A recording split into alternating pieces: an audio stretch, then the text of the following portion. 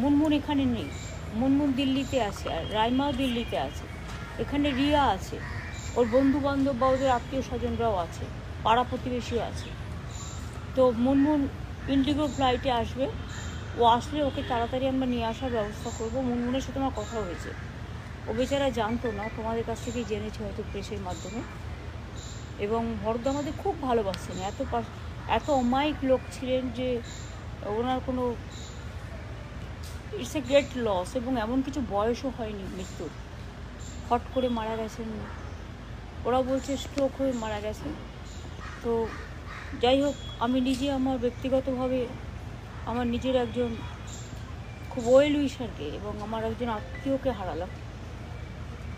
মুনমুন রাইমা ফিরে আসুক ভালোভাবে।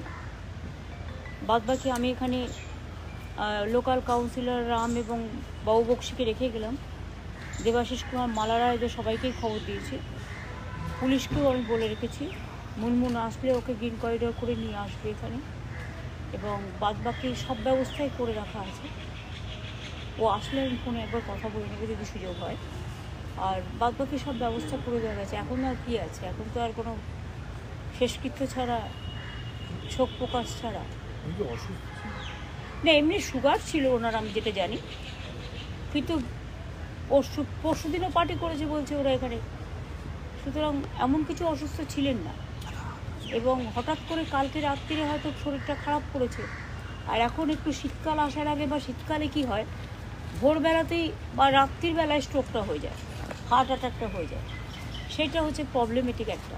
শীতকালে সেই জন্য কেয়ারটা নেওয়া উচিত, এই আর কি। দিদি, এই পরিবারের সঙ্গে আপনার দীর্ঘদিনের সম্পর্ক, সুচিত্রা সেন কারোর সাথে দেখা করেনি না, আমি করেছি না, করেছে মুনমুন, ওর নাতনিরা করেছে, রায়মারিয়া, কিন্তু আমি ছিলাম সাথে।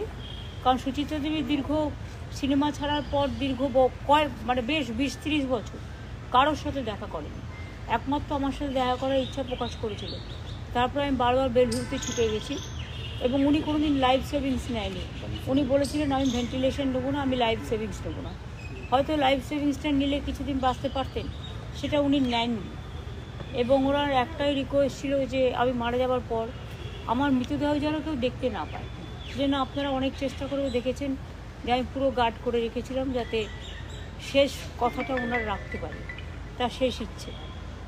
তারপর থেকে মুনমুনদের সাথে আমার যোগাযোগ আছে। পুজোর কার্নিভেলেও রায়মারিয়া গিয়েছিল, তখন ওরা ভালো ছিল। আর যদি খারাপ থাকতো তাহলে কি আর মুনমুন দিল্লি যেত? তো এটা খুব স্বাভাবিক, একটা হঠাৎ করে হয়ে গেছে, খুবই দুঃখে। আর কি বলবো, আপনার সঙ্গে অনেক বছর আমার সাথে সুচিত্রা মুনমুনের অনেক দিনে, মুনমুন তো আমাদের এমপিও ছিল, কিন্তু তার সাথেও বেশি পারিবারিক হিসেবে আমার সম্পর্ক খুব ভালো ছিল, এখনও আছে। Thank you.